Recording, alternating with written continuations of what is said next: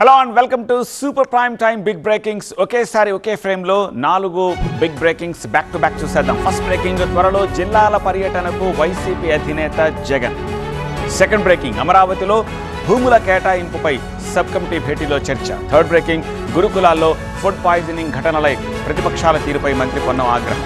Fourth breaking, CWC మీటింగ్లో కాంగ్రెస్ నేతలకు Kharge class.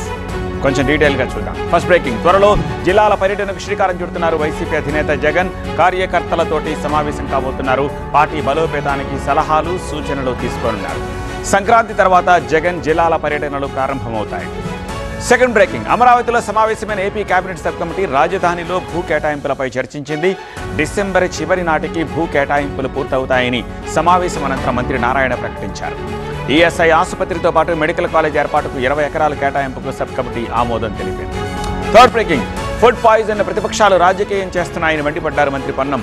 గురుకులాలు హాస్టల్స్ దగ్గర రాజకీయాలు చేస్తే ప్రభుత్వం చూస్తూ ఊరుకోదని స్పష్టం చేశారు. గురుకులాల్లో ప్రత్యేక అధికారులను నియమించామని, అలసత్వం వహిస్తే కఠిన చర్యలు తీసుకుంటామని అన్నారు.